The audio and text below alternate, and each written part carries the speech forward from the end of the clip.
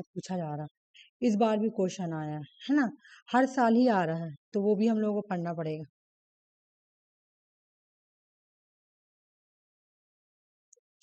सबसे पहले हम लोग एग्रीमेंट से स्टार्ट करते हैं, ठीक है। चलो, मेजर एग्रीमेंट क्या क्या हुए, वर्ल्ड वाइड पढ़ेंगे हम लोग। कैंप डेविड एकॉर्ड 1978 में ये हुआ था। ये इजिप्ट एंड इजराइल के बीच में पीस एग्रीमेंट था, ठीक है। बस इतना याद करना, ज्यादा तो पढ़ना नहीं है। हम लोग वर्ल्ड हिस्ट्री पढ़ेंगे। अगर क्वेश्चन आ रहा है वर्ल्ड हिस्ट्री से, अगर तुम देखोगी तो ठीक है ना, उसको आयर भी बोल सकते हैं। तो अगर हम लोग बहुत ज्यादा पढ़ेंगे तो बहुत ज्यादा हो जाएगा, तो कम टू द पॉइंट से पढ़ेंगे कि क्यों, किसी किसके बीच में हुआ था, इजिप्ट एंड इजराइल के बीच में हुआ था। कैंप डेविड एकॉर्ड 1978 में, देख लो। आज तुम्हारा लास्ट क्लास है इंटरनेशनल रिलेशन का, खत्म हो जाएगा। उसके बाद कल से मैं इंडियन पॉलिटी स्टार्ट करूंगी। अब 2 घंटा का क्लास रह रही है, तो इंडियन पॉलिटी इजी टॉपिक है, ज्यादा हार्ड है ही नहीं। तो मैं उसमें पेपर 1 भी स्टार्ट करूंगी, जैसे पहले मैं ये करा लूंगी, उसके बाद पेपर 2 भी कराऊंगी। टीचिंग एप्टीट्यूड से स्टार्ट करूंगी, ठीक है। जैसे फिर वो रह जाएगा, वो इजी टॉपिक है ना, फौरन हट जाएगा माइंड में। अब पढ़ा हुआ रहता है इस वजह से। सुनो, अब एक मेरी बात सुनो, जो इससे क्वेश्चन बहुत पूछा जाता है। 9/11 अटैक कब हुआ था? सितंबर, है ना, सितंबर 11 सितंबर 2001 में, ठीक है। सॉरी, 2001 में, 11 सितंबर 2001 में, ठीक है। ये जो अटैक हुआ था जब 9/11, ठीक है। तो RCI को तो उसको मैं ऐड कर लेती हूँ। हाँ, यहाँ से क्वेश्चन कैसे आता है? पहला क्वेश्चन एग्जाम में हुआ है कि वार एंड टेरर कब स्टार्ट हुआ, वार एंड टेरर। अगर एग्जाम में पूछे कि वार एंड टेरर कब स्टार्ट हुआ है, तो 2001। स्टोरी क्या है, सुनो। स्टोरी है कि 11 सितंबर 2001 में यूएस के ट्विन टावर जो है ना, वहां पे अटैक किया गया था, ठीक है। अटैक किया गया था, टेररिस्ट अटैक हुआ था, ठीक है। उसके बाद प्रेसिडेंट जॉर्ज W बुश, नाम देख लो। इन्होंने इसके बाद अनाउंसमेंट किया कि मैं टेररिज्म के अगेंस्ट हूं और मैं स्टार्ट करता हूं वार ऑन टेरर। एग्जाम में क्वेश्चन ये पूछा गया है। पहला क्वेश्चन तो पूछा गया है कि वार एंड टेरर का अनाउंसमेंट किसने किया था? आंसर होगा तुम्हारा जॉर्ज W बुश। दूसरा पूछा गया है कि वार एंड टेरर से बहुत बार क्वेश्चन आया हुआ है कि ये कब अनाउंसमेंट किया गया था, वार एंड टेरर कब अनाउंसमेंट किया गया था? 2001 में, ठीक है। किस बेसिस पे, क्या इसका ये था, क्यों अनाउंसमेंट किया गया था? क्योंकि यूएस के ट्विन टावर पे अटैक हुआ था, टेरर अटैक हुआ था, है ना। कब हुआ था, डेट क्या होगा? 9/11/2001। ये भी क्वेश्चन आया हुआ है डेट का। यहाँ समझ में आ रहा कि जब तुम्हारा यूएस के ट्विन टावर पे अटैक हुआ था, उसको 9/11 अटैक बोलते हैं। 2001 में हुआ था। उस वक्त प्रेसिडेंट कौन थे? जॉर्ज W बुश थे। वहां से ही उन्होंने बोला कि हम वार एंड टेरर स्टार्ट करेंगे, वार एंड टेरर का। और इसके बाद ही जाके तुम्हारा सबसे पहले ये अफगानिस्तान पे हमला कर देता है, ये भी क्वेश्चन पूछता है। 2001 में ही, क्योंकि उसको वो था, अफगानिस्तान में किया, फिर उसके बाद तुम्हारा इराक में किया, है ना। चल जाता है इराक में, ये बोल के जाता है कि वहाँ वेपन ऑफ मास डिस्ट्रक्शन है। तो इस तरह उन्होंने स्टार्ट किया था पूरा कि हम अब टेरर के अगेंस्ट वार करेंगे, और जो मेरे साथ है मैं भी उनको सपोर्ट करूंगा। यहाँ से ही इंडिया और यूएस का रिलेशन ठीक होना स्टार्ट हो गया था, ठीक है। उसके बाद 2008 में ग्लोबल फाइनेंशियल क्राइसिस आई थी। ये तुम लोगों को पढ़ा हुआ, जब मैं G20 पढ़ाई थी तब भी ये मैं पढ़ाई थी कि जब ग्लोबल फाइनेंशियल क्राइसिस आया था, तो यहाँ से ही G20 में क्या हुआ था कि हेड ऑफ द स्टेट जो है आने लगे थे मीटिंग में। बस तुम लोगों को ये याद करना है कि ग्लोबल फाइनेंशियल क्राइसिस का डेट क्या है, 2008, ठीक है ना। कोविड-19 को पैंडेमिक बोलते हैं, ठीक है। कोविड-19 2019 में आई थी। कहाँ से स्टार्ट हुई थी ये इंपॉर्टेंट है। ये चाइना के वुहान सिटी, दिसंबर 2019 से स्टार्ट हुई है। कहाँ से? चाइना के वुहान सिटी से स्टार्ट हुई है। हेल्थ WHO, इसको शॉर्ट फॉर्म में बोलेंगे, और फुल फॉर्म होगा वर्ल्ड हेल्थ ऑर्गेनाइजेशन। इन्होंने कब बोला कि ये पैंडेमिक है? पैंडेमिक का मतलब क्या होता है, कौन कौन समझता है बताओ? नहीं, मैं समझा रही हूँ। पैंडेमिक का मतलब होता है तुम्हारा कि जब कोई ऐसी डिजीज जो पूरा वर्ल्ड को अपने अंदर ले ले, कोई ऐसी डिजीज जो पूरे वर्ल्ड को चपेटा में ले ले। जैसे मान लो कि कोविड आया था, तो कोविड से कोई नहीं बच पाया था पूरी दुनिया में फैल गया था, है ना। तो उसको हम लोग बोलेंगे पैनाडेमिक, जो पूरे वर्ल्ड को अपने चपेटे में ले लिया। एक होता है इपिडेमिक। इपिडेमिक क्या होता है कि वो पूरे कंट्री के अंदर ही रहेगा इपिडेमिक, ठीक है। पैनाडेमिक जो पूरे वर्ल्ड को अपने अंदर ले लेता है ना, जो अपने पूरे वर्ल्ड को अपने अंदर अपने चपेटा में ले ले। और इपिडेमिक होता है कि जो एक रीजन में, जैसे मान लो कि इंडिया में अगर कोई डिजीज होती है और उसके बस सिर्फ इंडिया के अंदर ही वो डिजीज है, तो उसको हम लोग इपिडेमिक बोलेंगे। लेकिन जब वो बॉर्डर क्रॉस कर गई ना, 1 2 3 4 बॉर्डर क्रॉस कर गई, तो इसको हम लोग पैनाडेमिक बोलेंगे। तो इसको कब बोला गया कि ये पैनाडेमिक है? तो वर्ल्ड हेल्थ ऑर्गेनाइजेशन जो है, उन्होंने अनाउंसमेंट किया कि ये जो कोविड-19 है ना, ये पैनाडेमिक है। और ये कब अनाउंसमेंट किया? 11 मार्च 2020 में, ठीक है। बिकॉज कि वर्ल्ड पूछा जा रहा, वर्ल्ड मतलब वर्ल्ड से रिलेटिव हर क्वेश्चन पूछा जा रहा है। और तुम लोग अगर देखोगी तो नेट का क्वेश्चन में ज्यादा क्वेश्चन तुम्हारा ये सभी रह रहा, ठीक है, वर्ल्ड हिस्ट्री से ज्यादा रह रहा। अच्छा, रशिया यूक्रेन का बारे अगर तुम लोग पढ़ोगी तो बहुत, मतलब अगर मैं, ऐसा तो हम लोग का सिलेबस में है नहीं, लेकिन पूछा है क्वेश्चन में बहुत बार, अगर तुम लोग को पढ़ाई भी हूँ, ठीक है। तो अगर हम लोग ये बोलेंगे कि रशिया और यूक्रेन का वार कब हुआ, है ना, कैसे स्टार्ट हुआ, तो इसका स्टोरी बहुत लंबा है। बहुत, जब से 1991 से जैसे रशिया का डिसइंटीग्रेशन हुआ ना, तब से ही रशिया और यूक्रेन में वार स्टार्ट हो गया, ठीक है। लेकिन यहाँ से तुमसे करंट वाला पूछता है कि रशिया और यूक्रेन के बीच में वार कब स्टार्ट हुआ, वो ऐसे, और ऐसे हल्का हल्का जो लड़ाई हो रहा था, ऐसे कि रशिया बार बार जाके यूक्रेन का इलाका में, है ना, इंटरफेयर कर रहा था, ये इस तरह का जो था, ये पहले से ही स्टार्ट है, 1991 से ही स्टार्ट है लड़ाई। लेकिन जो प्रॉपर वार स्टार्ट हुआ था ना, वो 24, देखो ये मैं इसको हाईलाइट करना भूल गई हूँ, लेकिन ये याद करना है। यूक्रेन का वार का मतलब यूक्रेन और रशिया के बीच में वार कब स्टार्ट हुई है, तो 24 फरवरी 2022 में स्टार्ट हुई थी। रशिया जो है उन्होंने हमला किया था, और यूक्रेन जो है वो अपने आप को डिफेंड करने के लिए, यूक्रेन को बहुत सारे वेस्टर्न कंट्री ने सपोर्ट किया, और रशिया के ऊपर सैंक्शन भी लगाया गया था। एक और बात सुनो, ये लड़ाई हुआ क्यों था, एक बार मैं तुम लोग को रीजन बता देती हूँ। यूक्रेन, देखो रशिया है, रशिया से निकली पहले तो यूएसएसआर था ना, यूएसएसआर से निकली यूक्रेन, ठीक है, और अब बन गया रशिया, ठीक है, आए यूक्रेन बगल में ही है दोनों, ठीक है। अब यूक्रेन जो है ना, रशिया और यूक्रेन के बीच में हमेशा लड़ाई होता है। तुम लोग वो चीज देखोगी, यूक्रेन में 2 तरह के लोग होते हैं, एक तो रशिया के मानने वाले लोग रहते हैं जो रशिया को सपोर्ट करते हैं, और एक यूक्रेन के खुद के जो लोग हैं वो रहते हैं, नेटिव यूक्रेन, ठीक है। तो कभी प्रेसिडेंट जब बनता है तो यूक्रेन के लोग बनते हैं, एक बार कभी बनते हैं तो वो रशिया सपोर्टर के लोग में से प्रेसिडेंट बनते हैं। तो जब रशिया सपोर्टर के प्रेसिडेंट बनेंगे यूक्रेन में, है ना, तो वो रशिया के ही सपोर्ट करेंगे। ऐसे यहाँ से इस तरह से ऐसे लड़ाई स्टार्ट हुआ। उसके बाद यहाँ पे ऑरेंज रिवोल्यूशन भी हुआ, वो सब इसी के अंदर आएगा। ऑरेंज रिवोल्यूशन भी क्वेश्चन में पूछा गया, ठीक है, हाँ नीचे है, मैं दिखाऊंगी भी है। तो उसके बाद क्या हुआ कि यूक्रेन जो है ना, हमेशा ये चाहती थी कि मैं यूरोपियन यूनियन, ठीक है, या फिर नेटो का मेंबर बन जाऊं, क्योंकि अगर यूक्रेन नेटो का मेंबर बन जाता है, ठीक है, नेटो का मेंबर बन जाता है, इस बार क्वेश्चन भी आया था क्या यूक्रेन नेटो, मेरा आवाज कट कर आ रहा है, अच्छा रुक जाओ, हाँ तुम लोगों को भी आ रहा है क्या कट कर? सुषमा, आरसी, लक्ष्मी, आवाज कट कर आ रहा है, रुक जाओ मैं देखती हूँ क्यों। देखो मैं रिकॉर्डिंग नहीं कर रही हूँ, ठीक है ना। तो यहाँ पे मैं वही बोलना चाह रही हूँ कि नेटो एक मिलिट्री अलायंस है। अगर एक कोई कंट्री हमला करेगा किसी एक नेटो कंट्री पर, पूरा नेटो कंट्री उठकर उससे लड़ाई करेगा, ठीक है। अब यूक्रेन जा रहा था नेटो का मेंबर बनने के लिए, रशिया बगल में ही था, यूक्रेन का बगल में है। तब अगर नेटो से दोस्ती हो जाएगा तो अमेरिका का बहुत ही इजी हो जाएगा रशिया के पास आ जाना, और फिर रशिया का सिक्योरिटी जो है ना वो भी वीक पड़ जाएगी, है ना। पूरा नेटो कंट्री, और नेटो में तुम ज्यादातर देखोगी तो तुमको यूके, फ्रांस, ये लोग मिलेंगे, है ना। तो और अमेरिका इसका मेन है ही है। तो ये तो रशिया का एक सिक्योरिटी पर्पज से भी ये होता, और एक तो रशिया यहाँ पे यूक्रेन है ना स्ट्रांग हो जाता, ठीक है। और यूक्रेन जब स्ट्रांग हो जाता तो फिर रशिया को इसको हराना बहुत मुश्किल हो जाता, ठीक है।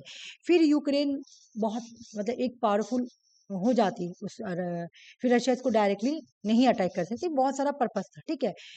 रशिया ने जैसे वो सोचा कि बस जा ही रहा था वो नेटो का मेंबर बनने के लिए, रशिया ने क्या किया, 24 फरवरी 1922 में इस पे अनाउंसमेंट कर दिया कि हम यूक्रेन के साथ वार करेंगे। ठीक है। नेट पे 2 बार क्वेश्चन आया है, क्या यूक्रेन नाटो का मेंबर है? नहीं, नहीं मेंबर है, इसी की वजह से तो वार हो रही है ना। नहीं मेंबर, वो बनने जा रहा था लेकिन रशिया उसको बनने नहीं दिया, ये बात याद रख लेना, ठीक है। ये मैं पढ़ाऊंगी, पहले मैं वार पढ़ा देती हूँ उसके बाद। फेमस वार, तुम लोग देख रही हो वार से भी कितना क्वेश्चन आ रहा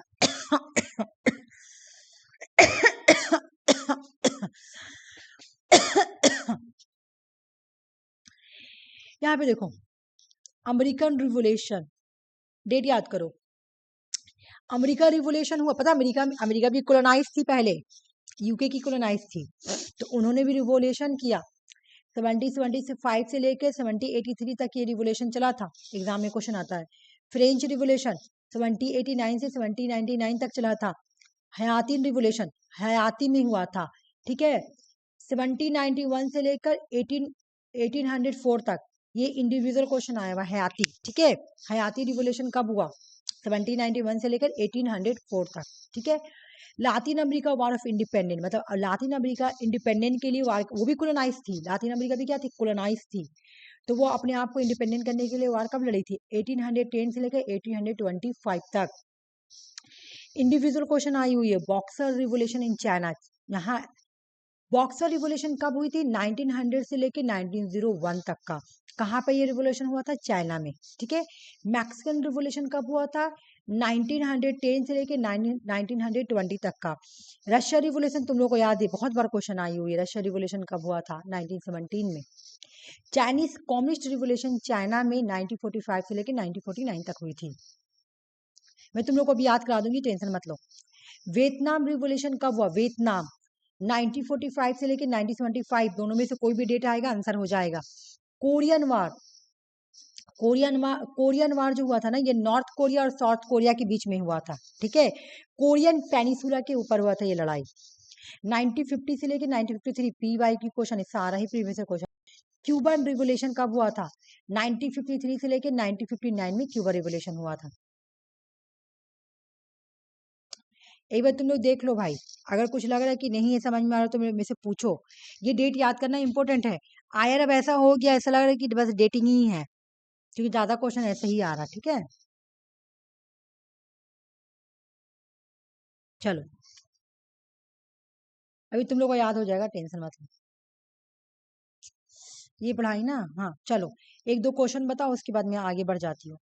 मुझे बताओ क्वेश्चंस का आंसर कि वार एंड टेरर का अनाउंसमेंट किसने किया था? वार एंड टेरर का अनाउंसमेंट किसने किया था? कब किया था? कब किया था? 2001 में। मुझे बताओ रशिया और यूक्रेन के बीच में वार कब स्टार्ट हुई? 2022, वेरी गुड। अब मुझे बताओ कि WHO ने, वर्ल्ड हेल्थ ऑर्गेनाइजेशन ने कब अनाउंसमेंट किया कि जो कोविड है वो पैंडेमिक है? दिसंबर 2019। नहीं, दिसंबर में तो आया था, नहीं मार्च, गलत, मार्च देख लो, 11 मार्च 2020, ठीक है ना। कहाँ से स्टार्ट हुआ कोविड-19? कोविड-19 कहाँ से स्टार्ट हुआ था? चाइना के वुहान सिटी, ठीक है, ठीक है, वुहान सिटी। देखो देखो, चाइना के वुहान सिटी से स्टार्ट हुआ था, ठीक है, ठीक है ना, समझ में आ गया ना। डेविड कैंप, बताइए, डेविड कैंप, क्या, सॉरी क्या नाम था उसका, मैं भी नाम भूल गई, डेविड कैंप ही ना, हाँ David camp accord, David camp accord का डेट बताओ। 1978। बोलो तुम लोग, 1978, ठीक है, देख लो, 1978 इजिप्ट और इजराइल के बीच में हुआ था, ठीक है, समझ में आ गया। चलो, अब मैं थोड़ा एक क्वेश्चन और मैं पूछ लेती हूँ, उसके बाद मैं आगे बढ़ती हूँ, उसके बाद, है ना। चलो मुझे बताओ, वियतनाम वॉर कब हुआ था? वियतनाम वॉर एग्जाम में आया हुआ क्वेश्चन है, Vietnam, Vietnam war, Vietnam. Gita तुम क्यों नहीं बोल रही? तुमको समझ में नहीं आ रहा है? 1945 नहीं आ रहा तो बोलो, मैं फिर से समझाऊंगी, ठीक है। नहीं कि मेरा डेट थोड़ा कंफ्यूज हो गया, जो इतना सारा था ना। हाँ हाँ हाँ, तुम्हारे लिए पहला बार है ना, इस वजह से थोड़ा कंफ्यूजिंग लग रहा है, ठीक है, कोई बात नहीं, अभी मैं याद करा दूंगी, ठीक है। हाँ ठीक ठीक, तुम लोग बताना मुझे। देखो यहाँ पे, ठीक है, मैं यहाँ पे लिख रही हूँ। अमेरिकन रिवोल्यूशन का डेट बताओ। ये लोग बोलेगी, तुम लोग सुनना, ठीक है। 1775 to 1783। 1775 से लेके 1783। French revolution, French revolution 83। ओह नहीं, 1783 ठीक तो। 1789 to 1799। 1789 से 1799। हाँ, हयातीन रिवोल्यूशन, हयातीन रिवोल्यूशन, हयातीन रिवोल्यूशन 1791 to 1804। अच्छा ठीक। और ये 1791 से लेकर 1804, बिल्कुल सही बोली। 1804। हाँ ठीक है, बहुत अच्छा। बॉक्सर रिवोल्यूशन बताओ, इंपॉर्टेंट क्वेश्चन है। Boxer rebellion 1900 to 1901। 1900 से 1901, बिल्कुल, वेरी गुड। मुझे बताओ तुम लोग, रशियन रिवोल्यूशन 1917। रशियन रिवोल्यूशन तो मैं बहुत बार पढ़ाई हूँ, तुम लोग बताओ। मान लो कि गीता के लिए नया है, लेकिन सुषमा लक्ष्मी तुम लोग बताओ। 1917। मुझे बताओ अब तुम लोग, वियतनाम तो पढ़ा दी मैं। अच्छा चलो, अब दूसरा स्टार्ट करती हूँ। कोरियन, कोरिया रिवोल्यूशन बताओ, कोरिया रिवोल्यूशन 1950 to 1953। 1950 से 1953, ठीक है लक्ष्मी। चलो, वो कंप्लीट हो गया, अब आ जाए इधर से। अल्जेरियन रिवोल्यूशन, सारा क्वेश्चन आया हुआ है, मैं अपनी तरफ से नहीं करा रही हूँ, ये सब आया हुआ क्वेश्चन है, ठीक है, तो इसलिए याद करना होगा, ठीक है। एक दिन में तुमको याद नहीं होगा। अब मैं इसको बार बार मैं कराती हूँ ना, मतलब अभी करो, फिर क्वेश्चन कराऊंगी प्रीवियस ईयर, वहां पे आएगी तो वहां पर भी याद हो जाना चाहिए। अभी आधा याद हो रहा, तो आधा क्वेश्चन करने में याद हो जाना चाहिए, ठीक है। अभी तो मैं क्वेश्चन भी कराऊंगी, तो वहां पर भी मैं याद करवाती हूँ, ठीक है, तो उस तरह से भी याद हो जाएगा। चलो, अल्जेरियन रिवोल्यूशन देखो, 1954 से लेके 62, सारा ही क्रोनोलॉजिकल ऑर्डर में है। इंडो चाइना वार को सैनो इंडिया वार भी बोलते हैं, तुम लोग को याद होगा, ये 1962 में है। इंडिया चाइना वार या सैनो इंडियन वार, सैनो मतलब चाइना, ठीक है। सुबित, ये क्वेश्चन इंडिविजुअल आया है कि सुबित ने चुकोस्लोवाकिया पे कब हमला किया था? 1968 में, सुबित यूनियन ने, ठीक है। सैनो सुबित बॉर्डर क्लश कब हुआ था? 1969 में, ठीक है। सैनो सुबित ने चेकोस्लोवाकिया पे कब हमला किया था? 1968। सैनो सुबित बॉर्डर क्लश कब है? 1969। अल्जेरिया रिवोल्यूशन कब है? अल्जेरिया, सब याद रखना है। अल्जेरिया जो है 1954 से 1962, सैनो इंडिया हुआ 1962, सुबित ने चेकोस्लोवाकिया पे 1968 में हमला किया, और सुबित और चाइना का जो क्लश स्टार्ट हुआ था वो 1969 में स्टार्ट हुआ था। बांग्लादेश वार तुम लोगों का बहुत बार पढ़ा हुआ है, देख लो गीता, इसको ध्यान देना। बांग्लादेश वार पूछे या इमरजेंस ऑफ बांग्लादेश बोले, ये कब हुआ था? 1971। या बांग्लादेश का लिबरेशन पूछे, लिबरेशन वार कब हुआ था? 1971, ठीक है। ये क्वेश्चन 2-3 बार पूछा गया है, 2-3 बार नेट का क्वेश्चन में, मैचिंग में ही पूछा है, लेकिन पूछा है। इसको या तो बोलेगा ईरानियन रिवोल्यूशन या इस्लामिक रिवोल्यूशन, जो भी बोलो। क्या था, ईरान में पहले 1948 में तुम्हारा इजराइल जो है, इजराइल, एक मिनट रुक जाओ, इजराइल जो है ना, थोड़ा यहाँ पे स्टोरी बता देती हूँ, और ऐसे भी ये करंट टॉपिक चल ही रहा है तो थोड़ा बता देती हूँ। 1948 में इजराइल इस्टाब्लिश होता है एज ए कंट्री। सबसे पहले कौन ऐसी कंट्री थी जो इजराइल को कंट्री मानती है? वो है ईरान, ठीक है, दोनों में बहुत दोस्ती थी। 1979 में, 1979, ठीक है, 1979 में इस्लामिक रिवोल्यूशन होता है, इस्लामिक रिवोल्यूशन। तब तक का देख लो, 1948 से लेकर 1979 तक का इजराइल और ईरान के बीच में फ्रेंडशिप था, बहुत अच्छा दोस्ती थी, ट्रेड होती थी, है ना, एक दूसरे के साथ अच्छा से फ्रेंडशिप था। बहुत सारे जूस जो है, इजराइल जो है वो ईरान में भी रहते थे, बहुत अच्छी फ्रेंडशिप थी। 1979 में ईरान में हुआ तुम्हारा इस्लामिक रिवोल्यूशन, या ईरानियन रिवोल्यूशन बोलेंगे, ठीक है। तो जब ये रिवोल्यूशन हुआ तो किसको हटाया गया? वहां पे किंग था, किंग का नाम था मोहम्मद रेजा शाह पल्लवी, मोनारिक थे, मतलब वो बादशाह वाला सिस्टम था, ठीक है। मोहम्मद रिजा शाह पल्लवी जो थे, पल्लवी ये थे वहां के राजा। जबकि जब ये राजा थे तो इजराइल के साथ दोस्ती बहुत अच्छी थी, ठीक है, बहुत अच्छी दोस्ती थी। उसके बाद जब 1979 में इस्लामिक रिवोल्यूशन हुआ और या ईरानियन रिवोल्यूशन हुआ, है ना, तब क्या किया गया, मोहम्मद रेजा शाह पल्लवी को ओवरथ्रो कर दिया गया, हटा दिया गया। उनको हटाकर यहाँ पे आया खमनाई, खमनाई गवर्नमेंट। अभी तुम लोग न्यूज में देखी होगी, खमनाई गवर्नमेंट है ना। तो खमनाई गवर्नमेंट आया तो कौन बैठा, रूहोला खमनाई। वो जो डेट कर गए वो नहीं, उनका तो नाम था अयतुल्ला अली खमनाई, ठीक है। ये उनसे भी पहले कोई होंगे, है ना, रूहुल्ला खमनाई ये बैठे। किसको हटा के, रेजा शाह पल्लवी। इस्लामिक रिवोल्यूशन हुआ तो उसमें किसको हटाया गया, क्योंकि बार बार ये क्वेश्चन पूछ लिए, 2 बार 3 बार पूछ लिए, तो हो सके पूछ ले कि इस्लामिक रिवोल्यूशन या ईरानियन रिवोल्यूशन हुआ तो किसको ओवरथ्रो किया गया था, मोहम्मद रेजा शाह पल्लवी को। और कौन आके बैठा था, रूहुल्ला खमनाई। और अभी जो तुम्हारा लीडर, सुप्रीम लीडर को मतलब अमेरिका ने जो अटैक किया था, उनका नाम था अयतुल्ला अली खमनाई, ठीक है, अयतुल्ला अली खमनाई नाम था, मतलब इन्हीं के ये से थे, ठीक है ना, खमनाई। और उस टाइम रूहुल्ला खमनाई, तो उन्हीं इनके कोई होंगे फादर वगैरह, है ना। और अभी भी जो बैठे तो उनका बेटा ही बैठे, ठीक है, समझ में आ गया। ये ऐसा था। इस्लामिक रिवोल्यूशन समझ में आ गया। इस्लामिक रिवोल्यूशन कब हुआ, याद करो, 1979 में।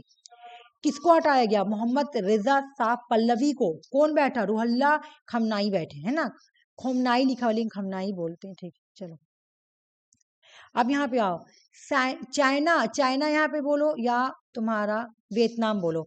अभी क्वेश्चन सॉल्व होगा ना तो बहुत सारा तुम लोग का डॉट जो है वो खत्म हो जाएगा, सॉल्व करोगी तो, ठीक है ना। चाइना वियतनाम वार या सैनो वियतनाम वॉर कब हुआ, 1979। 1979 में 3 चीज हुआ, तीनों प्रीवियस क्वेश्चन याद करो, बहुत बार आई घूर फिर के। 1979 में 3 वार हुआ है, एक तो इस्लामिक रिवोल्यूशन, एक तो सैनो वियतनाम वॉर या चाइना वियतनाम वॉर, जो भी बोलो, और एक हुआ था देखो देख रही हो, नी कार आजुन रिवोल्यूशन। ये 1979 में हुआ था, ये बहुत बार पूछा गया ये भी, ठीक है।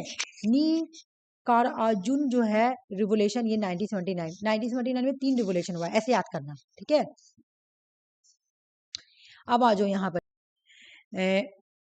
फलकलैंड वार 1982 में हुआ था, यूके और अर्जेंटीना के बीच में हुआ था, फलकलैंड को लेकर। कोसोवो वार 1999 में हुआ था, ऑरेंज रिवोल्यूशन यूक्रेन में हुआ था, यही तो हुआ। आ जाओ, यही वाला तो बता रहे थे कि ऑरेंज रिवोल्यूशन 2004 से लेके 2005 में हुआ था यूक्रेन में। क्या हुआ था कि हम बताए ना कि यूक्रेन में 2 तरह के लोग रहते हैं, एक तुम्हारा रहते हैं रशिया सपोर्टर, जो रसिया को सपोर्ट करते हैं, और एक जो यूक्रेन के लोग है ना, एक यूक्रेन के पीपल रहते हैं। तो जब इलेक्शन हुआ ना तो इलेक्शन में कौन बैठा, रसिया के सपोर्टर बैठे, ठीक है।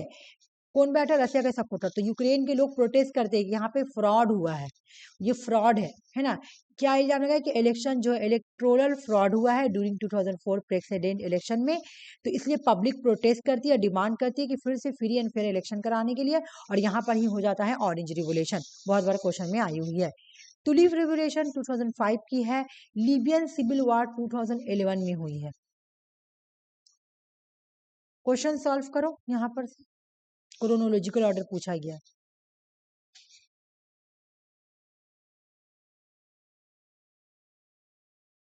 हम लोग सबसे पहले कौन सा रिवोल्यूशन पढ़े, ये क्वेश्चन ऐसे भी इजी बन सकता है।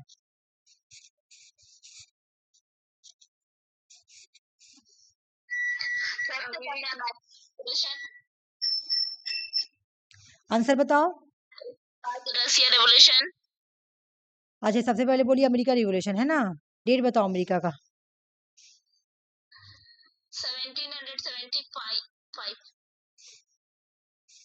83। याद करो, अमेरिका रिवोल्यूशन का डेट है 1775 से लेके 1883।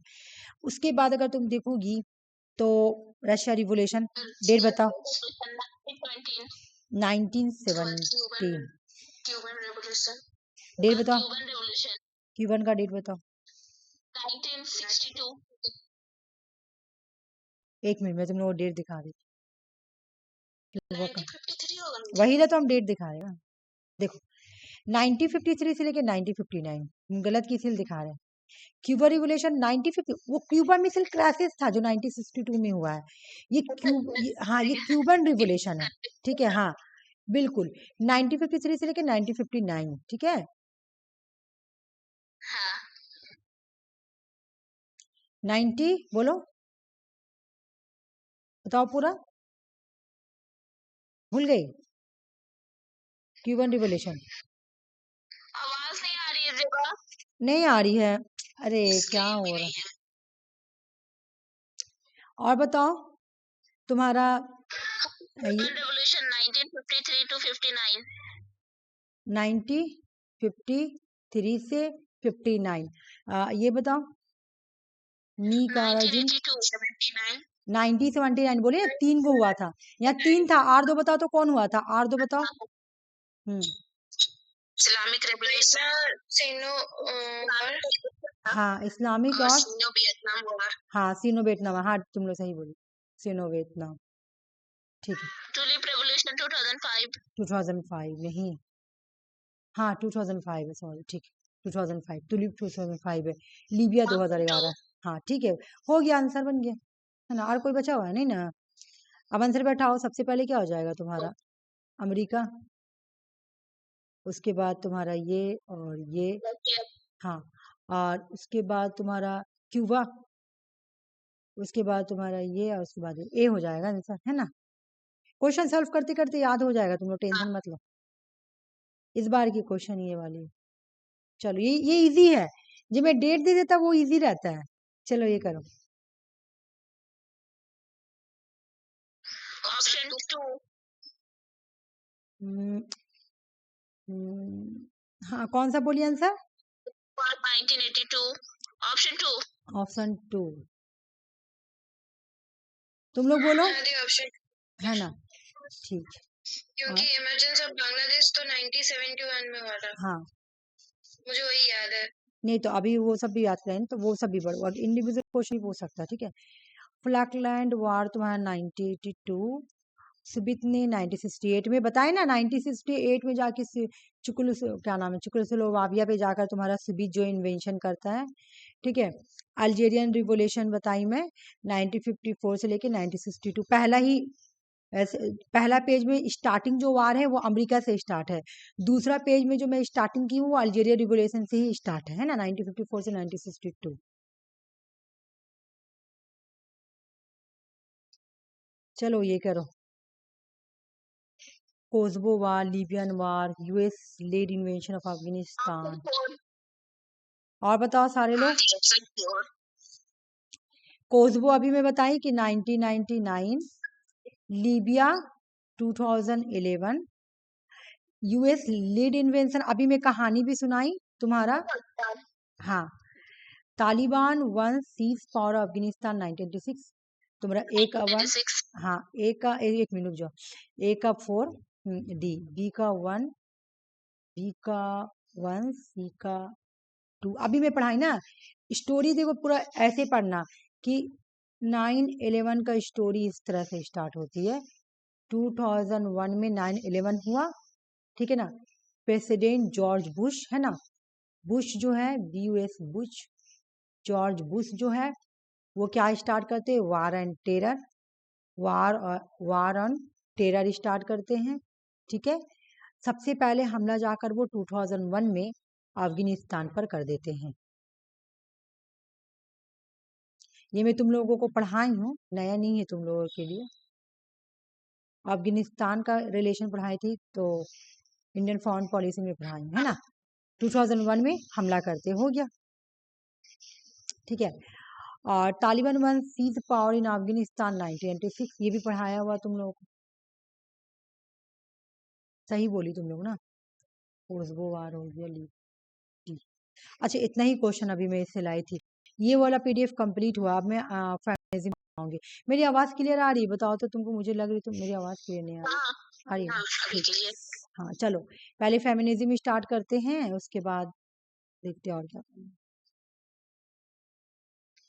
आरसी तुम्हारे पास वो पीडीएफ है या किसी पास वो पीडीएफ है से पीस कीपिंग वाला? पीस कीपिंग से भी इस बार क्वेश्चन आया हुआ था, मुझको थोड़ा मॉडिफाई करना पड़ेगा। ठीक है, peace keeping, UN peace keeping, UN peace keeping, हाँ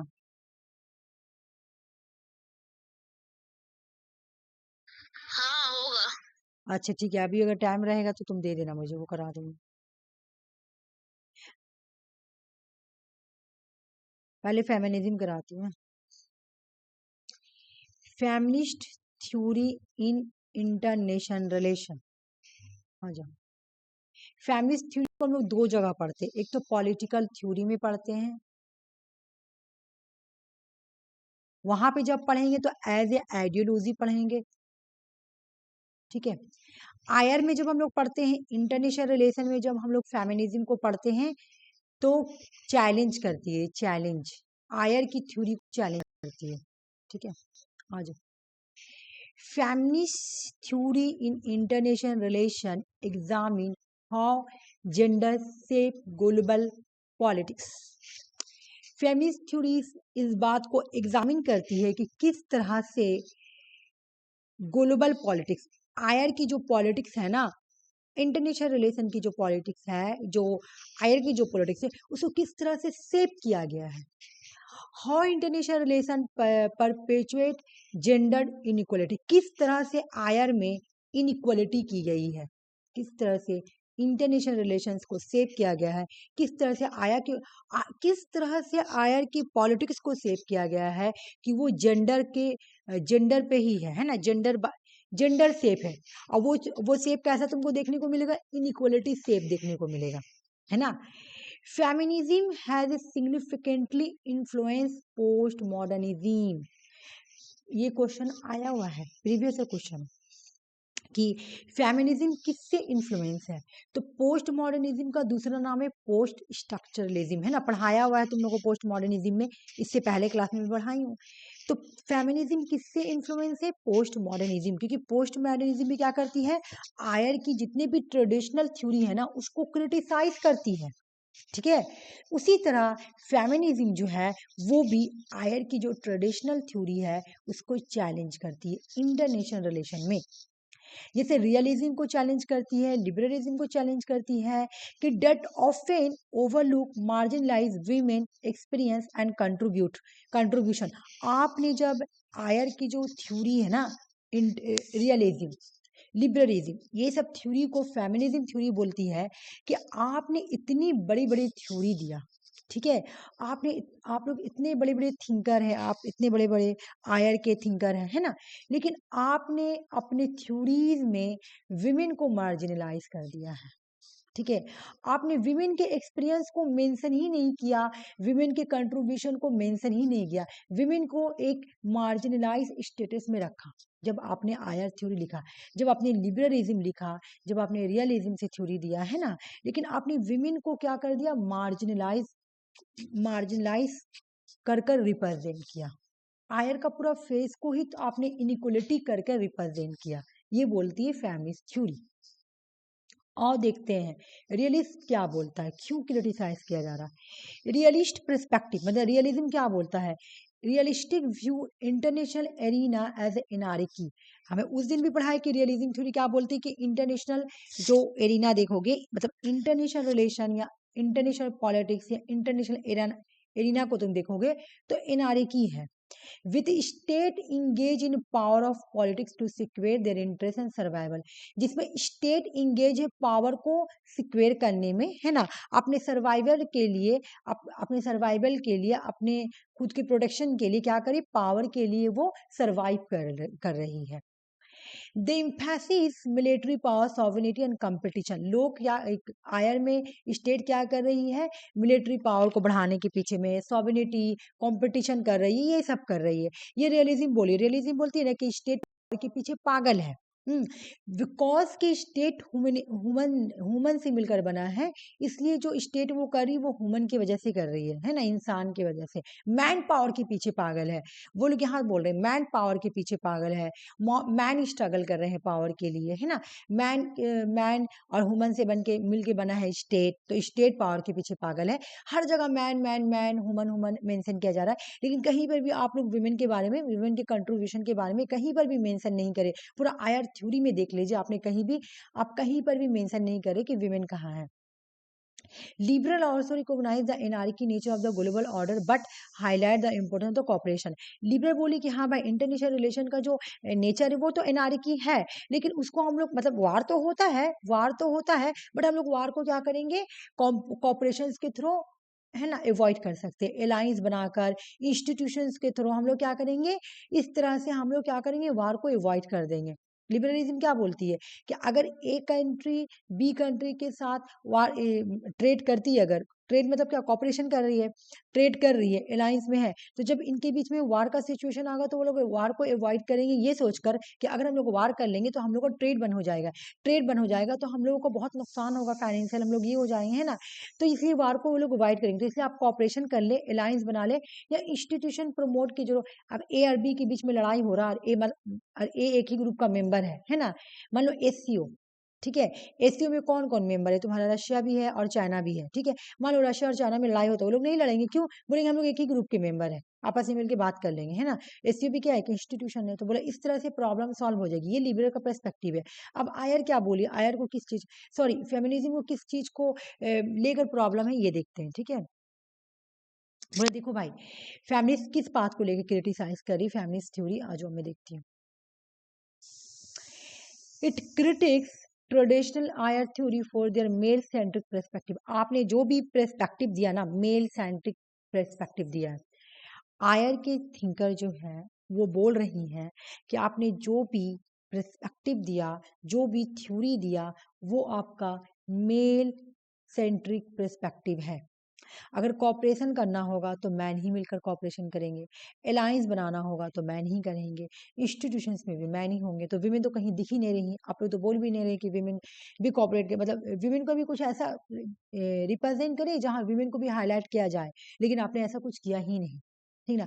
हर जगह वो काम आपने हाईलाइट किया जो मैन करते हैं, ठीक है, हर जगह आपने उस काम को हाईलाइट किया जो मैन करते हैं। तो इस बात से ये लोग क्या करती, क्रिटिसाइज करती है किसको, लिबरल थ्योरी को, रियलिस्ट थ्योरी को, एडलिज्म थ्योरी को, जितनी भी थ्योरी है, मार्क्सिज्म थ्योरी को, सबको क्रिटिसाइज करती है, यही बोलकर कि आपने विमेन को तो कहीं रखा ही नहीं, आयर का पूरा स्ट्रक्चर ही चेंज कर दिया, आयर को, आयर देखने में कैसा लगता है, उसका शेप कैसा है, इनइक्वालिटी। ठीक है आरसी, भेज दी, ठीक है आरसी। आ जाओ, अब feminists matter in IR, feminists theory point, अच्छा ठीक है आरसी, ठीक। Feminist theory point out the traditional international theory is a mostly ignored women. Feminist theory बोले कि ये जो आयर का जितना भी ट्रेडिशनल थ्योरी है ना, आयर के ट्रेडिशनल थ्योरी कौन कौन है, रियलिज्म, आइडियलिज्म, है ना, लिबरलिज्म, ये लोग सारे ट्रेडिशनल थ्योरी है, ठीक है। और ये फेमिनिज्म क्या बोल रही है, फेमिनिज्म थ्योरी क्या बोली कि आपने विमेन को बहुत ज्यादा ही इग्नोर किया है, ठीक है। It assume that global politics was a mainly absolute state war and power. बोले एक एज्यूम कीजिए कि ग्लोबल पॉलिटिक्स में स्टेट वार पावर है ना, और area mostly control by main, state हो या वार हो या पावर हो, इसको कंट्रोल कौन करता है, एक इंसान करता है ना, सॉरी मेन करते हैं, इंसान सॉरी, मेन करते हैं, आदमी करते हैं ना, जेंट्स कर रहे हैं, मेल कर रहे हैं। Did not consider how this big political decision effect daily life of women. अच्छा आपने तो बोल दिया कि भाई कॉपरेशन कर लो, ठीक है, आपने तो बोला कॉपरेशन कर लो, ठीक है, आपने बोला कि स्टेट वार करती है, स्टेट वार के पीछे पागल है, ये सब काम कौन करता है पता है, मेन करते हैं, विमेन बोल, ये फेमिनिज्म थिंकर बोल रहे हैं, ये सब काम कौन करता है, मेन करता है, ठीक है, ठीक है। लेकिन ये बात सुनिए, ये कॉपरेशन करने का डिसीजन कौन ले रहा, मेन ले रहा, वार करने का डिसीजन कौन ले रहा, मेन ले रहा, पावर को एक्वायर करने का डिसीजन कौन ले रहा, मेन ले रहा, ठीक है ना। लेकिन मेन कैसे ले रहा, कैसे ले रहा, ऐसे नहीं, मेन के, मेन को, मेन को, मेन वो जो डिसीजन क्यों ले पा रहा, क्योंकि विमेन जो है घर में रहती है ना, मेन के जो बच्चे हैं उसको कौन संभालती है? विमेन, ठीक है ना। मेन जो है, जो मेल है, उनके घर को विमेन संभालती है। डेली लाइफ जो भी होता है, मैन का जो भी जरूरत, जो भी उनको नीड होता है ना, वो विमेन पूरा करती है ना। उनके घर को चलाना, उनके बच्चों को चलाना, उनकी जो भी नीड है वो सब विमेन पूरा कर रही है। और जब मैन सेटिस्फाई हो रहा, वो ठीक है, तब तो वो जाके डिसीजन ले पा रहा, कॉपरेशन कर पा रहा, वार कर पा रहा, पावर को एक्वायर कर पा रहा, है ना। तो वो जब डिसीजन क्यों ले पा रहा? क्योंकि उसका डेली लाइफ, विमेन की जो डेली, विमेन जैसा कर रही है, विमेन क्या कर रही है? मैन के साथ अच्छा सलूक कर रही है ना। मैम को पूरा, मेल को, एक फीमेल क्या करती है? मेल को पूरा सेटिस्फाई रखती है।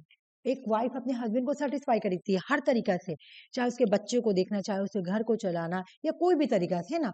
मेल को सोचती पूरा सेटिस्फाई रहे कि भाई काम करने के लिए जा रहा, काम है ना, तो सोचती कि पूरा हम कुछ काम ऐसा करने ना दे, सब घर पूरा संभाल लेती है टोटली, है ना।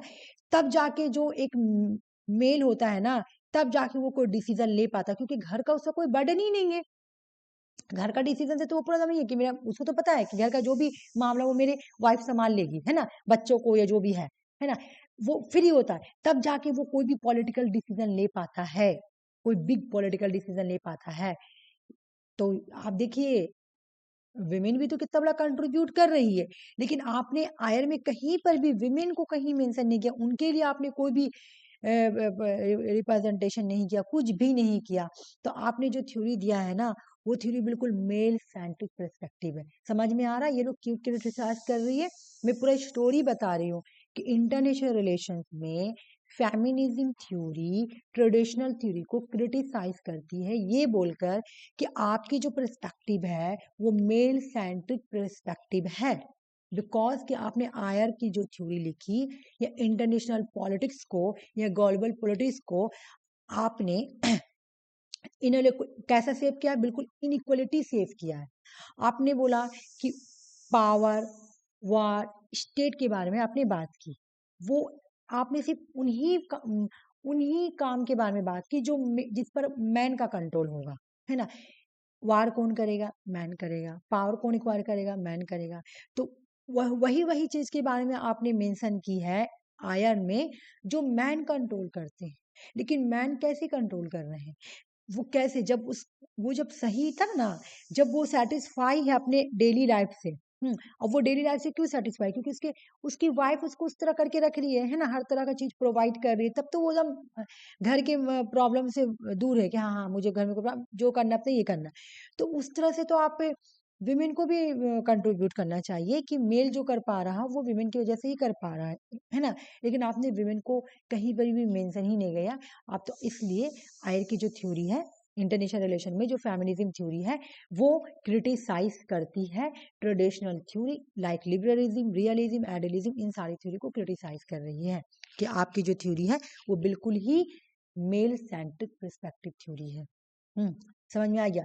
फिर इन्होंने क्या बोला कि आपने इंटरनेशनल रिलेशंस में विमेन को गैप कर दिया, इनविजिबिलिटी कर दिया।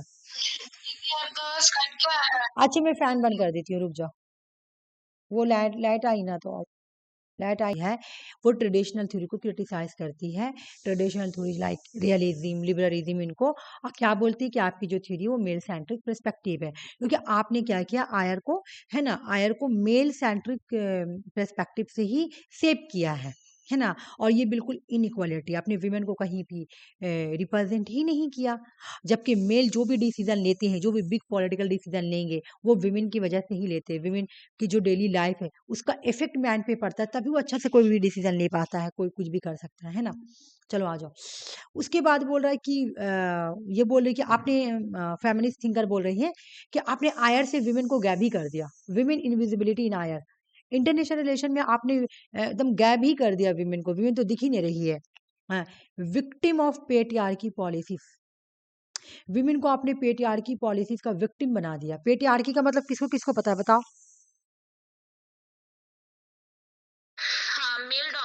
हाँ, मेल डोमिनेशन, ठीक है। ऐसा सोसाइटी जहाँ पे मेल डोमिनेशन हो, जहाँ पे मान लो ये घर है, चलो मैं बता रही हूँ, ठीक है, मैं तुम लोग पहले भी बताई थी। ये घर है, ठीक है, इस घर में 3 विमेन है और 4 मैन है, ठीक है। सारा डिसीजन मैन लेंगे, विमेन को कोई राइट नहीं कुछ बोलने का, कुछ करने, बस खड़े रहने का राइट, कुछ नहीं बोल सकती है, हर डिसीजन मैन लेंगे, है ना। तो उसको हम लोग बोलते हैं पेट्रियार्की सिस्टम या पेट्रियार्की सोसाइटी। ऐसा सोसाइटी होता था पहले, बहुत होता था कि सोसाइटी में विमेन को कोई राइट ही नहीं है, जो भी डिसीजन लेंगे मेन ही लेंगे, ठीक है ना, विमेन नहीं ले सकती है। तो उस तरह के डिसीजन को बोलते हैं मेल डोमिनेशन सोसाइटी या पेट्रियार्की सोसाइटी, ठीक है ना। वार का अनइक्वल इम्पैक्ट, आपने वार का अनइक्वल इम्पैक्ट कर दिया, आपने तो बिल्कुल, देखिए अब यहाँ पे क्या बोल रहा कि वार जब होता है तो क्या उसका जो इम्पैक्ट पड़ता है तो क्या खाली मेन के ऊपर पड़ता है, मेन के ऊपर पड़ता है नहीं, विमेन के ऊपर भी पड़ता है। अगर वार जो कंट्री हार जाता है उसके विमेन के साथ क्या किया जाता है तुम लोगों को पता होगा। वियतनाम वार अगर तुम लोग डीपली पढ़ी होगी या फिर इराक वार पढ़ी होगी तो तुम लोग पढ़े होगा, पढ़ी होगी कि जब कोई कंट्री हार जाता है, ठीक है, तो वहां की जो लेडी रहती, पहले आर होती थी अब तो उतना नहीं होती है, वहां के लेडी के साथ जितना भी मिलिट्री रहता है ना रेप करता है। तो ये लोग बोल रही है कि हम लोग उस प्रॉब्लम को तो भी हम लोग फेस करते हैं, वार का अनइक्वल इम्पैक्ट होता है, ठीक है, जो कि मेल नहीं, जो मेल को नहीं सहना पड़ता है वो रेप वाला सिचुएशन, वो एक वुमेन को ही झेलना पड़ता है जो उनके साथ किया जाता है। तो आपने उस सब चीज को तो मेंशन ही नहीं किया। Gender bias political global parity, आपने जेंडर बायस किया, आपने बायस पना दिखाया, आपने ग्लोबल पैरिटीज में सिर्फ मेल को ही पैरिटी दी जबकि वुमेन को कहीं मेंशन नहीं किया। ये एग्जाम में क्वेश्चन आया, 2 बार क्वेश्चन आया ये वाला जो 5th नंबर है। फेमिनिज्म, इधर आ जाओ, रुक जाओ। फेमिनिज्म फंडामेंटली असर्ट, यहाँ पे मैं लिख रही हूँ फेमिनिज्म थ्योरी, यहाँ मैं समझाने को लिख रही हूँ। फेमिनिज्म थ्योरी जब क्लेम करती है ना, क्लेम, तो वो क्या बोलती है कि जो जेंडर हो रहा है, जेंडर इक्वलिटी, जो ये इनइक्वालिटी हो रहा है, ये सोशल कंस्ट्रक्टेड है, मैं बता रही हूँ। ये 2 बार एग्जाम में क्वेश्चन आई है।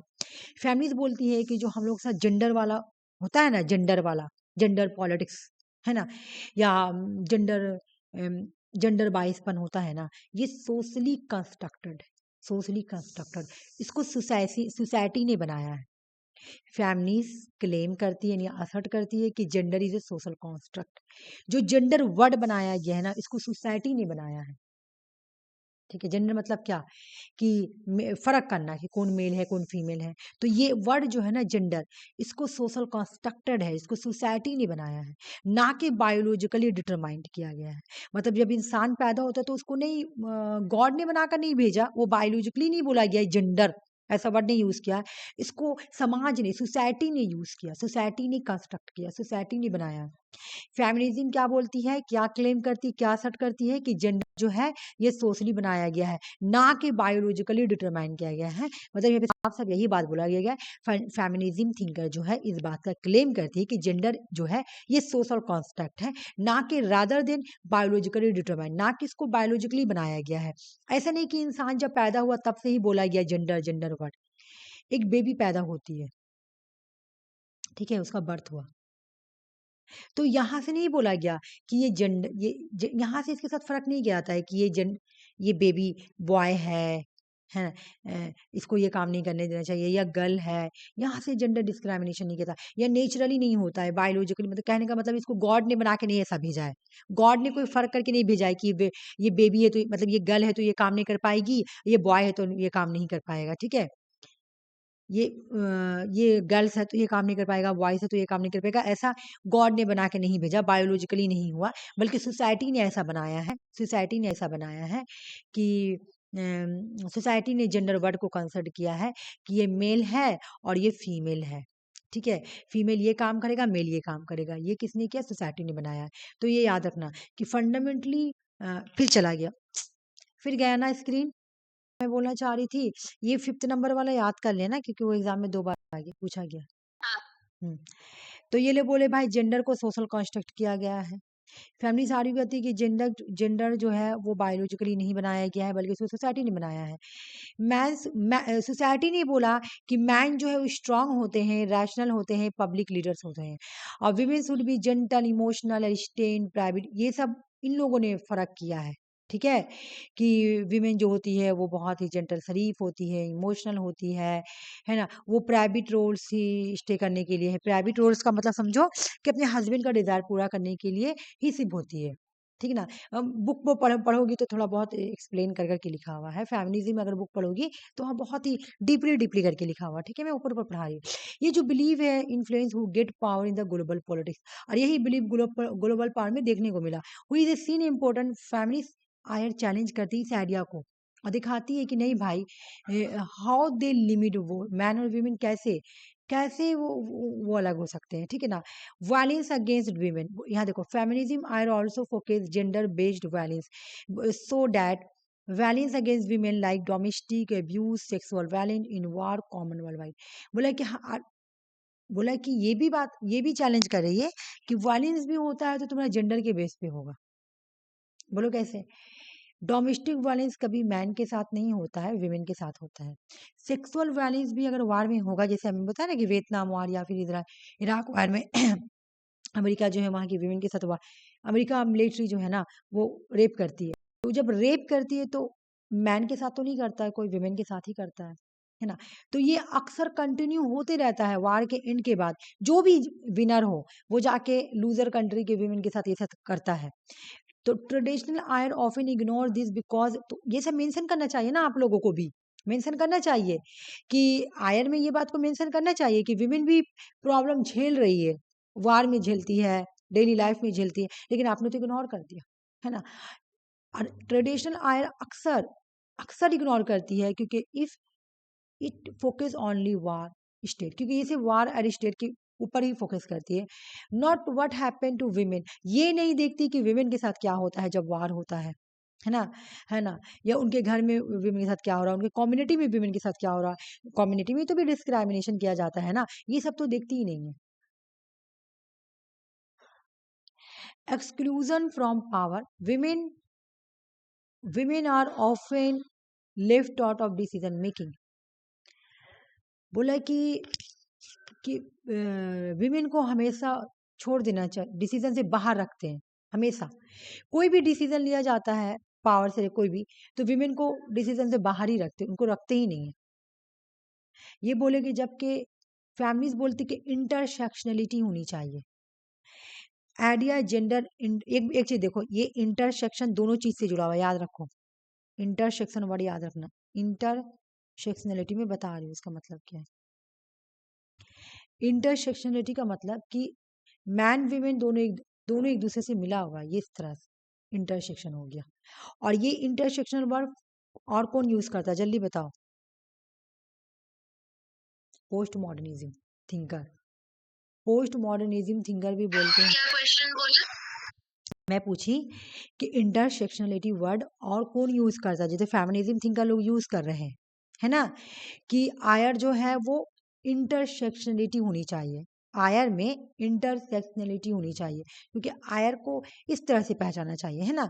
और ये इसी वर्ड को कोई और थ्योरी भी यूज किया था, मैं ये बोल रही हूँ। तो कौन यूज किया था? Post modernism. Post modernism thinker भी क्या बोलते हैं कि पोस्ट मॉडर्निस्ट, हाँ पोस्ट मॉडर्निज्म में ये वर्ड यूज करते हैं इंटरसेक्शनलिटी, और आयर भी यूज कर रहे हैं कि the gender intersect with other identity like race, class, ethnicity. For example, in war में enemy women often target with sexual violence.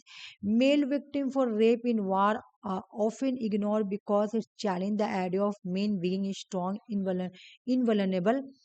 This so both men and women are affected by gender expectations, but in different way. बोल रहा है कि देखो भाई एक चीज बात सुनो, हाँ मैन और विमेन इंटरसेक्शन है। बोलो कैसे? बोले देखो, वार जब होता है ना तो वार में विमेन के साथ क्या किया जाता है, तुम लोगों को पता होगा क्या किया जाता है, रेप किया जाता है। ठीक है, चलो। लेकिन जो मेन होते हैं ना, जो जहाँ पे लूजर कंट्रीज को विमेन के साथ रेप किया जाता है, तो मेन के साथ भी किया जाता है, उनको भी टॉर्चर किया जाता है, वो भी बहुत भयानक तरीके से टॉर्चर किया जाता है। ठीक है, तो दोनों ही तो झेल रहे हैं, दोनों ही वल्नरेबल कंडीशन पे है, दोनों स्ट्रांग भी होंगे, दोनों वल्नरेबल भी होंगे। जब प्रॉब्लम होगी तो दोनों पे वो प्रॉब्लम आएगी। मेल भी देखो यहाँ लिखा हुआ मेल भी विक्टिम बनेंगे और विमेन भी विक्टिम बनेंगे। हाँ, मेल का विक्टिम बनने का तरीका तो उनको टॉर्चर किया जाएगा दूसरे दूसरे तरीके से, डिफरेंट डिफरेंट तरीके से। हाँ, और विमेन को क्या किया जाएगा, रेप किया जाएगा, तो दोनों ही है। तो फिर आप ऐसे क्यों डिफरेंट किए? मैन और विमेन तो इंटरसेक्शनलिटी है, जुड़े हुए एक दूसरे से। फिर ये चैलेंज करती स्टेरियोटाइप्स। स्टेरियोटाइप्स किसको बोलते हैं जल्दी से बताओ? ये कम्युनिकेशन वर्ड में आता है। कम्युनिकेशन जब हम लोग पढ़ते हैं पेपर 1 में, स्टेरियोटाइप बहुत आता है और ये एक तरह का बैरियर है कम्युनिकेशन में, है ना। तो स्टेरियोटाइप का मतलब होता है, मैं बता रही हूँ, जैसे चलो मैं बताती हूँ कि एक मैन है, ठीक है, और ये बोलता है कि भाई तुम लड़की हो ना, तुम कार नहीं ड्राइव कर सकती हो, ठीक है, तुम लड़की हो ना, तुम लड़की हो ना, तुम मिलिट्री में नहीं जा सकती हो, तुम लड़की हो, लड़की लोगों को घर ऐसा जॉब करो, टीचर बच्चों वाला जॉब करो। जब इस तरह का कोई सोच रखता है उसको हम लोग बोलते हैं स्टेरियोटाइप्स, पुराना सोच रखने वाला पर्सन, है ना। तो इसी को बोलते हैं स्टेरियोटाइप। तो अब ये चैलेंज करती है स्टेरियोटाइप्स को। Feminists also challenge the idea that women are always peaceful, only victims, ठीक है। अब वो लोग बोलते हैं कि विमेन हमेशा पीसफुल होती है और सिर्फ विक्टिम ही होती है। इस मैन के माइंड में एक बात क्या बैठा हो, जैसे तुम सुनी होगी पहले जब तुम्हारा राइट टू वोट आया था, राइट टू वोट, तो सिर्फ मेल को ही पावर दिया गया था कि मेल ही सिर्फ है ना वोट दे सकते हैं, क्योंकि विमेन और बच्चे और बूढ़े नहीं देंगे, क्योंकि विमेन जो है वो इनफीरियर है, सॉरी इनफीरियर है ना। विमेन क्या है, इनफीरियर है, ये बात बोल के बोला जाता था। जो विमेन को इनफीरियर समझता है वो स्टेरियोटाइप थिंकिंग रखता है। तो यहाँ पे वही बोले कि विमेन को, जो लोग समझते हैं कि विमेन हमेशा पीसफुल है और विमेन हमेशा विक्टिम होती है ना, तो वो भाई सुन लो वो एक स्टेरियोटाइप पर्सन है, ठीक है। और जो सोचते हैं कि विमेन तो हमेशा पीसफुल होती है, विक्टिम्स होती है, और मैन जो होता है वो हमेशा फाइटर होता है, प्रोटेक्टर होता है ना, वो ये जो सोच है ना, ये जो आइडिया है ना, ये बिल्कुल गलत है, ये स्टेरियोटाइप आइडिया है। एक्चुअल में in reality women can also political actor, women भी पॉलिटिकल एक्टर हो सकती है, लीडर हो सकती है, वायलेंस में पार्टिसिपेट कर सकती है, वार में पार्टिसिपेट कर सकती है। Ignore their reinforce idea that women did not belong to discussion but about global politics, क्योंकि विमेन को इग्नोर किया गया है, उनको उनके आइडिया को रीइंफोर्स ही नहीं किया गया है ना, इसलिए ग्लोबल पॉलिटिक्स में उनको कहीं देखने को नहीं मिला, उनको कहीं पे इन्वॉल्व भी नहीं किया किसी भी डिसीजन, किसी भी आइडिया में, इसलिए वो कहीं नहीं देखने को मिल रही है। Which families scholar work to change, और इन सब चीज को वो चेंज करना चाहती है। फैमिलीज स्कॉलर है ना, वो इन सारी चीजों को चेंज करना चाहती है। एक तो ये कि विमेन भी वार में जा सकती है, विमेन भी वायलेंस को टॉलरेट कर सकती है, विमेन भी फैक्टर बन सकती है, विमेन भी पॉलिटिकल लीडर बन सकती है, विमेन भी बड़े बड़े पॉलिटिकल डिसीजन में पार्टिसिपेट कर सकती है, विमेन भी कर सकती है। तो इन सब जो आपका सोच है ना स्टीरियोटाइप, उसको हम लोग चेंज करना चाहते हैं। विमेन ये सब काम कर सकती है। अब जहां से क्वेश्चन आता है वो सब पढ़ेंगे, ठीक है। एक थिंकर है जिसका नाम है सिंथिया एंड लॉय, इनके बुक याद करो, बनाना, बीजेस एंड बेसिस, ठीक है। In this influential book Loy जो थी एक्सप्लोर करती है डाइवर्स रोल विमेन, ये विमेन के रोल को एक्सप्लोर करती है। थोड़ा छोटा कर देती हूँ ना, हाँ ठीक दिख रहा ना, हाँ ये विमेन के, ओहो बहुत ज्यादा छोटा हो गया, नहीं चलो इतना देर तक, ये विमेन के रोल को एक्सप्लोर करती है इंटरनेशनल पॉलिटिक्स में, from plantation worker to diplomatic wifes and sex work on military bases. बोले भाई सुनो, विमेन बहुत काम करती है, तुम लोग को इसके बारे में मैं बताई थी, बनाना बेसिस एंड बीजेस के मतलब, सिंथिया एंड लॉय का बुक है, और इसका अगर तुम डीप में पढ़ोगी तो बहुत मतलब अच्छा है, इन्होंने अच्छा से लिखा भी है, बहुत अच्छा। लेकिन एक मिनट रुक जाओ, आ जाओ, बनाना बीजेस एंड बेसिस, बीज कौन लगाता है, आवाज में,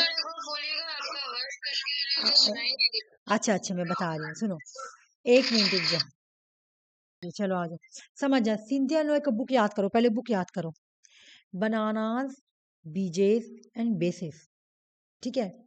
इस बुक में एक्सप्लोर करेगी विमेन का रोल क्या क्या है, ठीक है। बोले कि ये रोल कहाँ से कहाँ, प्लांटेशन, विमेन का जो वर्क है ना वो प्लांटेशन मतलब क्या, पौधा को लगाना, ठीक है, प्लांटेशंस लगाने से लेकर डिप्लोमेटिक वाइफ तक इसका रोल है, और सेक्सुअल वर्क भी करती है मिलिट्री बेसिस पे। देखो कितना काम कर रही है, प्लांट भी लगा रही है, अभी बताएगी, डिप्लोमेटिक वाइफ भी बनती है, सेक्स वाला भी काम करती है, कितना काम करती है। ठीक है, बनाना बेसिस का मतलब यही है। आपका घर को कौन, आपका घर क्या है? ट्री। ठीक है, क्यों, कैसे ट्री हुआ?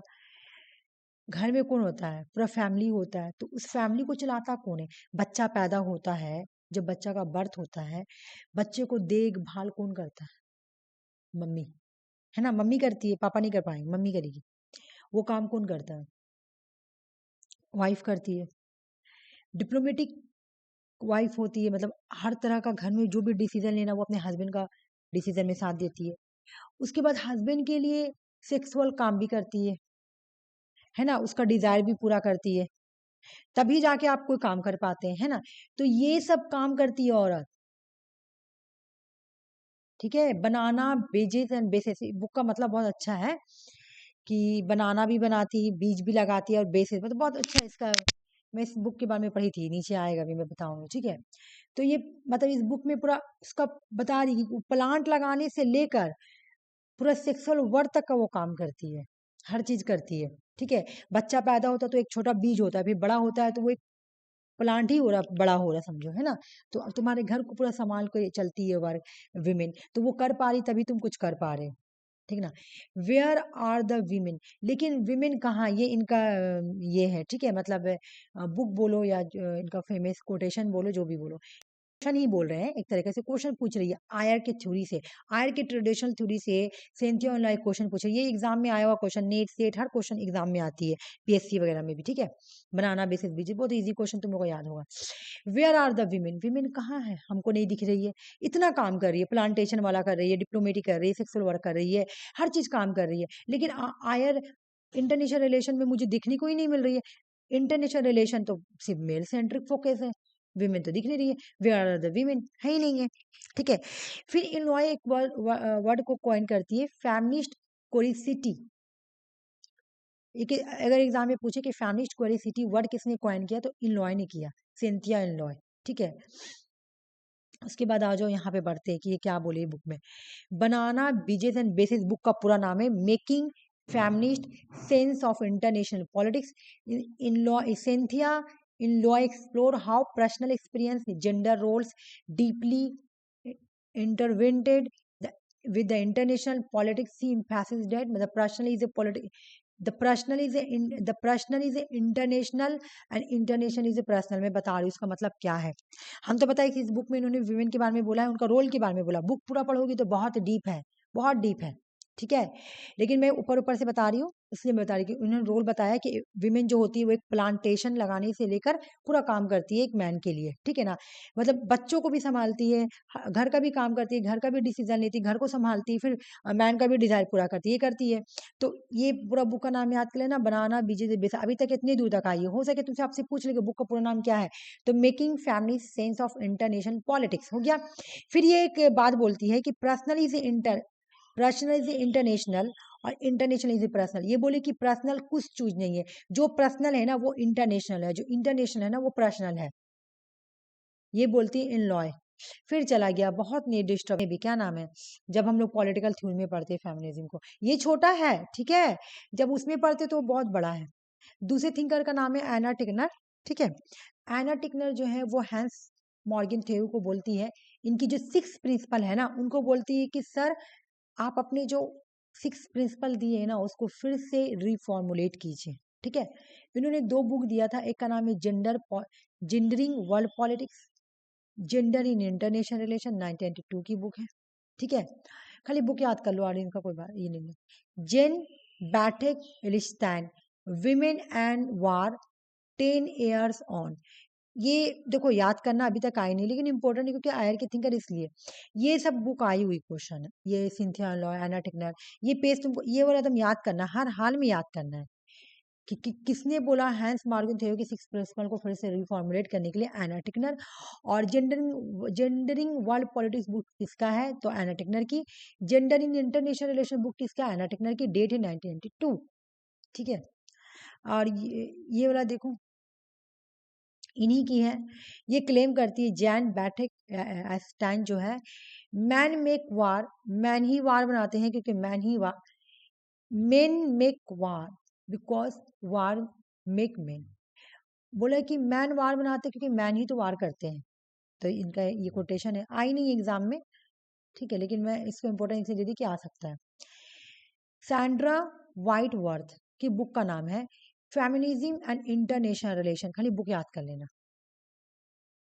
ये देखो, ये बुक आई हुई एग्जाम में, कार्लो कोहेन की बुक, आर्टिकल है सेक्स एंड डेट 1978 की है। बाकी यार इसमें कुछ नहीं पढ़ना। अच्छा, मैं ये लिखी ना कि मिलिट्री अमेरिका आर्मी को क्रिटिसाइज करती है, सिंथिया एंड लॉ।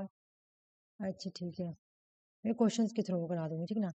यहाँ देखो, चंद्रा थालपे मोखंते, ठीक है, ये जो है ना, ये ये तुम्हारा जो है ना, ये पोस्ट कॉलोनियल थिंकर है, इसको पोस्ट कॉलोनियल थिंकर भी बोलेंगे, ठीक है, और फेमिनिज्म थिंकर भी है।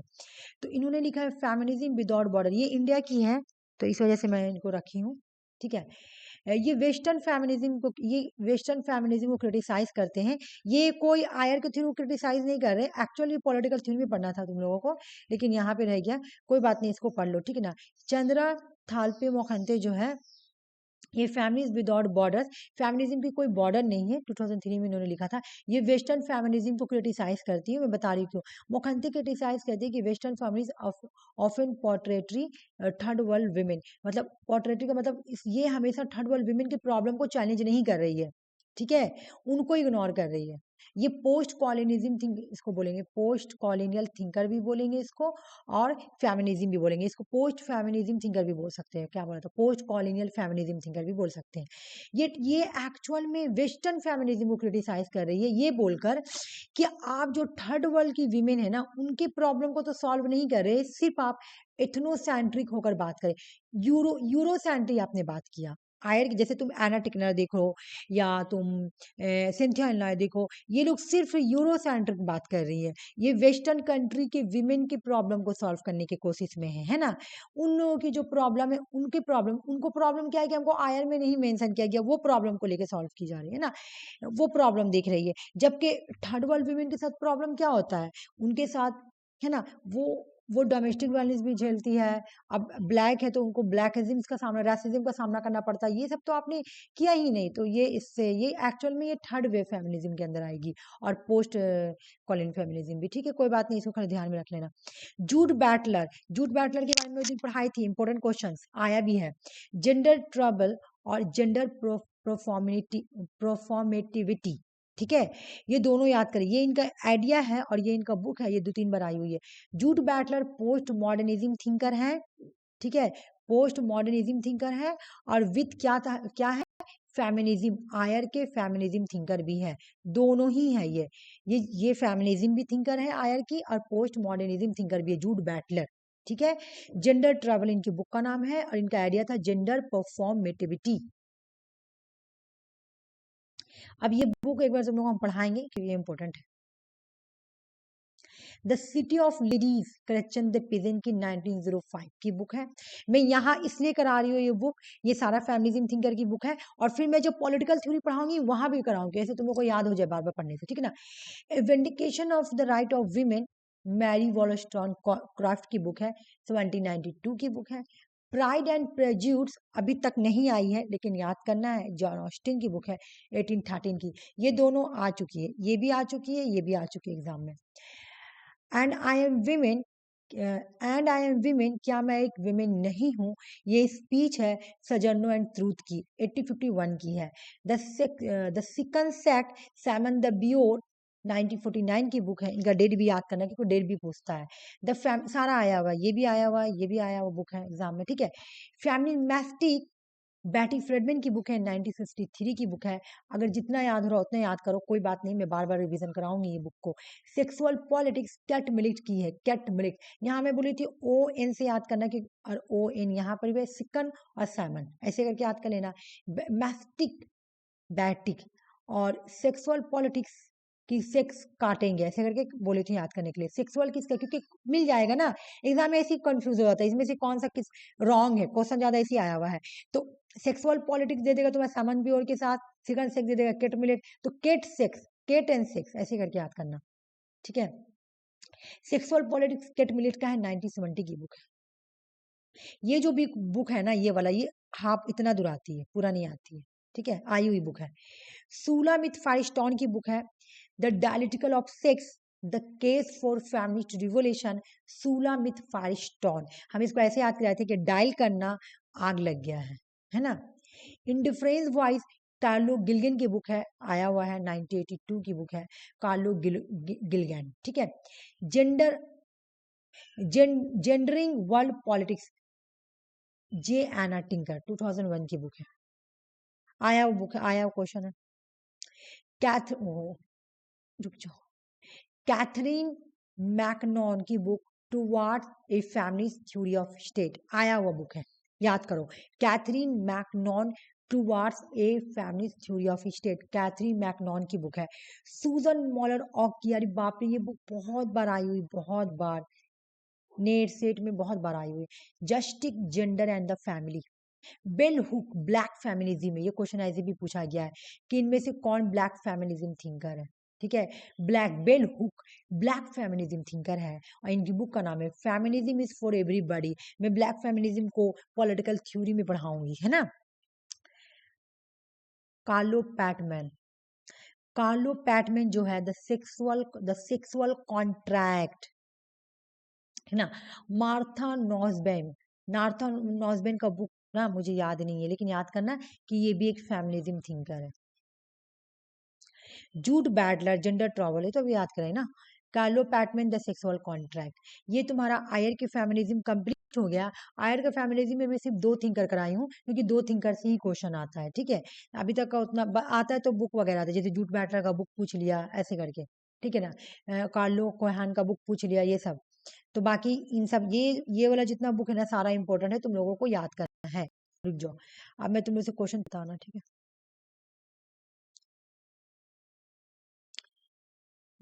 मुझे बताओ कि जेंडर ट्रैवल बुक किसका है, gender travel. Jude Butler, Jude Butler, Jude Butler, हाँ जूड बैटलर, बहुत अच्छे। मुझे बताओ कि कौन बोलता है कि, एक सेकंड, कौन बोलता है कि हैंस मार्गिन थ्योरी को 6 प्रिंसिपल को रिफॉर्मुलेट करना चाहिए।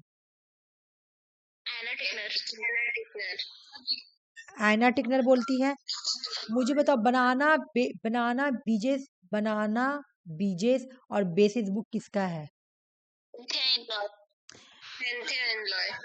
फेमिनिज्म, हाँ ठीक है। फैमिली स्क्वायरिसिटी वर्ड किसने क्वाइन किया। सेंथिया इनलॉय, बिल्कुल, वेरी गुड। मुझे बताओ कि बेल हुक जो है, बेल हुक, ये कौन फेमिनिज्म है। Black feminist, black feminist. इनका बुक का नाम याद है, इनका बुक का नाम याद है।